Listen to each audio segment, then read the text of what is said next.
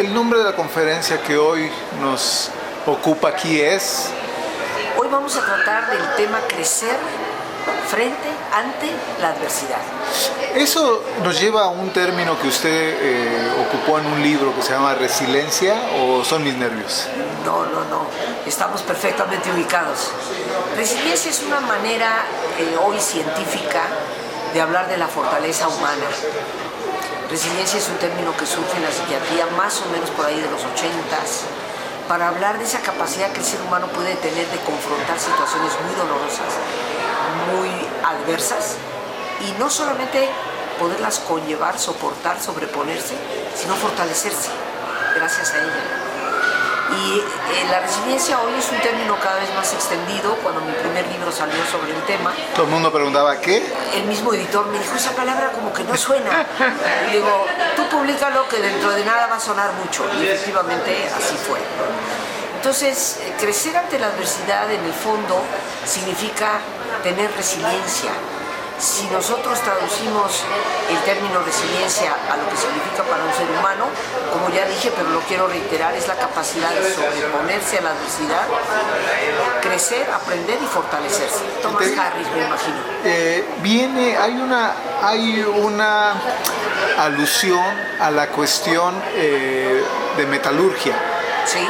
Que es hacer más fuerte el acero, pues, hacer más fuerte La resiliencia es un término que surge originalmente en el siglo XIX, pero en el área de la física. Yo considero que la resiliencia es el término moderno para hablar de la fortaleza del ser humano. Y la fortaleza en todas las religiones siempre ha sido considerada una virtud. Yo considero que la fortaleza la podemos adquirir a través del desarrollo de ciertas características en el orden psicológico, pero más importante que eso es la espiritualidad, en los valores, como lo presentaré en la conferencia que hoy vamos a tratar. Regresar a la palabra, en este caso la Torá, que nos da pautas muy claras de cómo ser felices, que no es una serie de prohibiciones, sino una serie de alternativas para vivir mucho más plenamente. Y yo creo que cuando fortalecemos el espíritu, tenemos resiliencia. Permítame hacerle una pregunta con un comentario.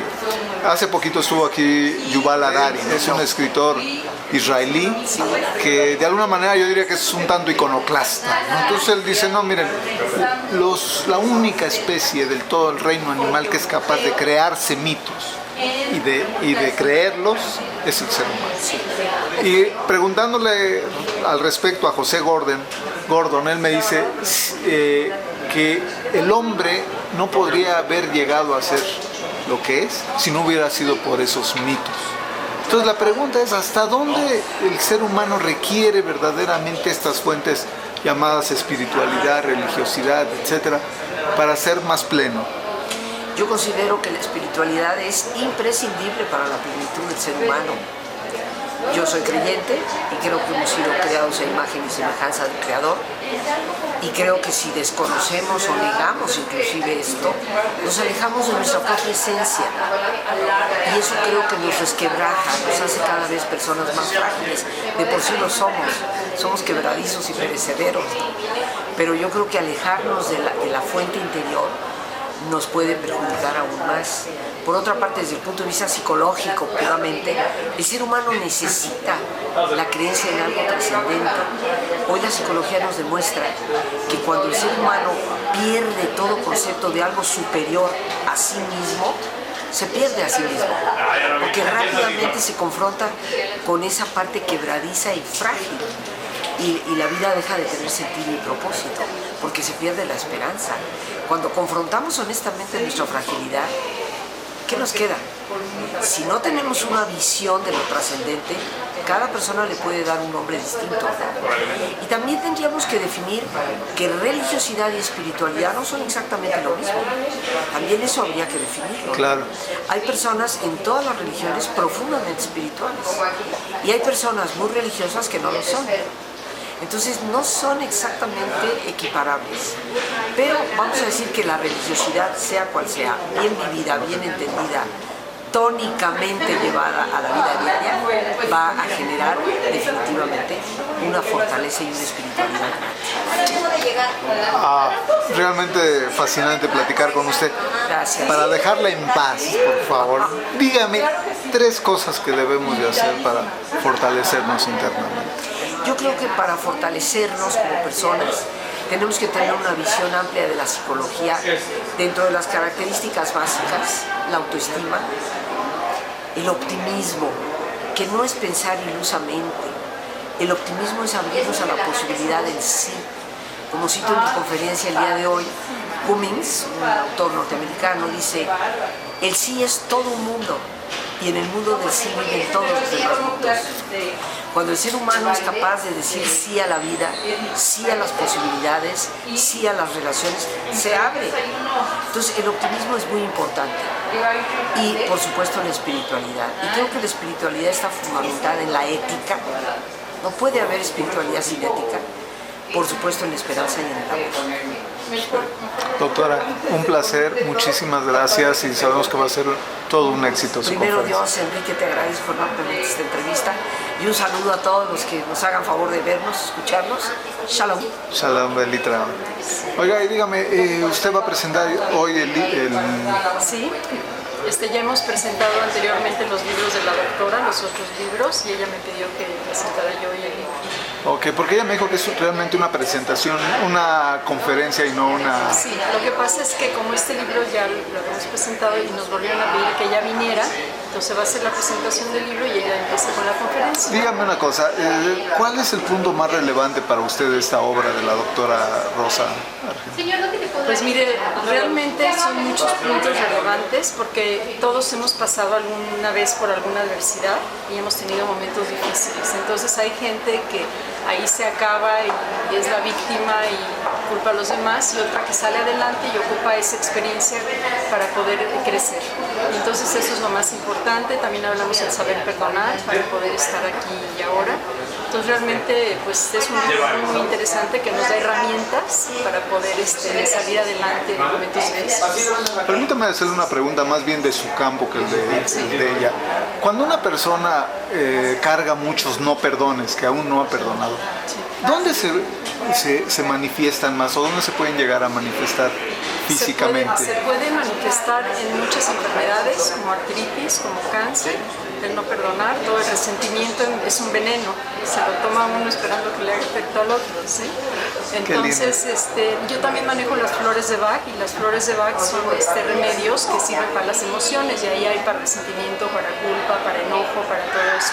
Entonces ayudamos con medicina integral para poder tratar, porque el ser es un todo, o sea, no estamos fragmentados, ¿no? Entonces hay que tratar de ser con sus emociones y con su físico y con su alimentación, sobre todo, y todo lo demás. Muchísimas gracias por estos minutos para esta entrevista. Por lo tanto, la resiliencia aplicada al campo de la psicología y de la psiquiatría cambia su definición. La resiliencia es la capacidad de enfrentar la adversidad y salir fortalecido por ella. Aún las rocas más grandes y fuertes son vulnerables al golpe incansable de las olas. Sería absurdo que pretendiéramos ser invulnerables como seres humanos. También es indispensable saber reconocer que nada en esta vida es permanente y que por más dolorosa que sea la situación que atravesamos, también pasará. Vivir con madurez significa que debemos trabajar con tanto entusiasmo como si fuéramos a vivir eternamente, y amar y disfrutar el momento como si fuéramos a morir mañana. Otro capítulo que me encantó es el del perdón. Perdonar es la llave que abre las puertas de la paz y la libertad, para que los actos y las actitudes de otras personas dejen de tener poder sobre nosotros.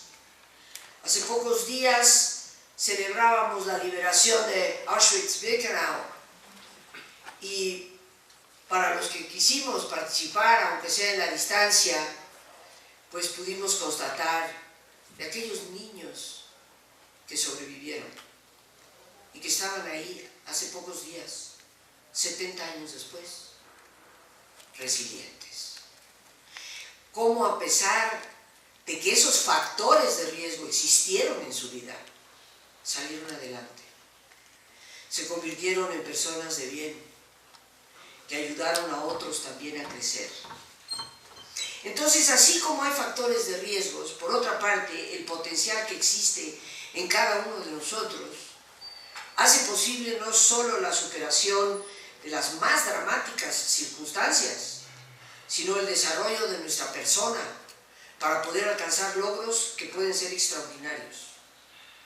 A partir de un nuevo enfoque y de observaciones clínicas, la psicología se mueve desde ese laberinto de trastornos que podemos padecer hacia la promoción de los potenciales en el ser humano. La psicología hoy no solo enfoca la capacidad de ver a mi paciente como un trastornado y qué es lo que hay que hacer por él, sino como un ser en potencia, qué es lo que en él se tiene que descubrir. Comprender cuáles son los ingredientes, primero que todo, de una buena y efectiva comunicación. Las personas resilientes se comunican. Cómo expresar sana y constructivamente nuestro dolor. Saber comunicarnos no significa reprimir, al contrario, es saber canalizar nuestra experiencia, saber comunicarla de una forma en que podamos manifestar nuestro dolor. Las lágrimas evitan que los órganos se enfermen. Hay que saber llorar y esa es una forma de comunicar lo que hemos vivido. Fortalecer nuestra autoestima, un ingrediente importantísimo. La valoración que le damos a la vida en el judaísmo es lo que hizo capaz a muchas personas de sobrevivir. El valor mismo de quién soy como persona. La autoestima, un ingrediente indispensable. Identificar las facultades de la libertad que nos hacen verdaderamente autónomos. Tal vez por eso el valor de la libertad es tan importante. Y tal vez por eso las sociedades donde esa libertad se reprime, en el fondo, a pesar de todos sus esquemas socioculturales, políticos y económicos, no saldrán a la larga adelante, constructivos. La importancia del sentido del humor para nuestro equilibrio, para nuestro manejo de situaciones límite. Porque el que olvida es como que la cosa no sucedió, y las cosas sí sucedieron. Y tenemos que tenerlas presentes, pero sin dolor. Simplemente para evitar que vuelvan a suceder. Entonces, cuando a mí alguien me lastima, quien sea, un familiar, un amigo, un socio, un colaborador, quien sea, tengo que tener buena cuenta de lo que sucedió para estar prevenida de que no me vuelva a suceder. Eso es sumamente importante. Pero no quedarme atrapada en lo que sucedió. Porque entonces sigo reclamándole al pasado. ¿Qué le puedes reclamar al pasado? Si el pasado ya se fue. Lo único que puedes tener es visión de futuro. Y para que esa visión de futuro te construya, tienes que ser libre. Mientras quede atrapada en lo que ya sucedió, está atrapada.